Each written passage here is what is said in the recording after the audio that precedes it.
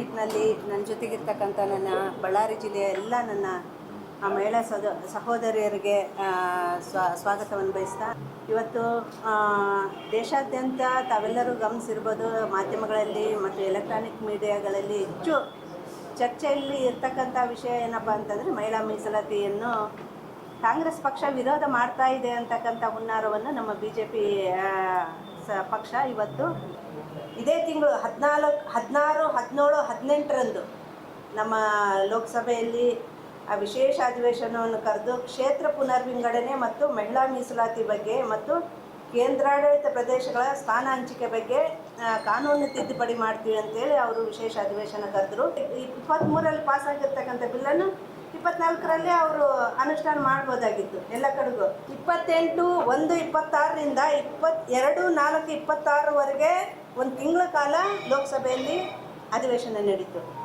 ಈ ಅಧಿವೇಶನ ಸಂದರ್ಭದಲ್ಲಿ ಯಾಕೆ ಈ ಮಹಿಳಾ ಮೀಸಲಾತಿ ಬಗ್ಗೆ ಅವ್ರು ಚರ್ಚೆ ಮಾಡಲಿಲ್ಲ? ಅವಾಗ ಮಾಡ್ಬೋದಾಗಿತ್ತಲ್ಲ.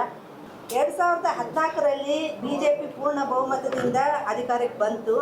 ಆದರೆ ಅವತ್ತು ಮಹಿಳಾ ಮೀಸಲಾತಿಯನ್ನು ಅವ್ರು ಮರ್ತು ಬಿಟ್ರು. ಅವತ್ತೇ ಅವ್ರು ಯಾಕೆ ನೆನಪು ಮಾಡ್ಕೊಂಡಿಲ್ಲ? ದಕ್ಷಿಣ ಭಾರತಕ್ಕೆ ಅನ್ಯಾಯವಾಗಬಾರ್ದು ಮತ್ತು ಎಲ್ಲ ಮಹಿಳೆಯರು ಕೂಡ 33% ನೀವು ಜಾರಿ ಮಾಡಿ ಅಂತೇಳಿ ನಾವು ಯಾವಾಗಲೂ ಹೇಳ್ತಾ ಬಂದಿದ್ವಿ. ನಮ್ಮ ಪಕ್ಷ ಕೂಡ ಅದನ್ನೇ ಪ್ರತಿಪಾದನೆ ಮಾಡ್ತಾ ಬಂದಿದ್ವಿ.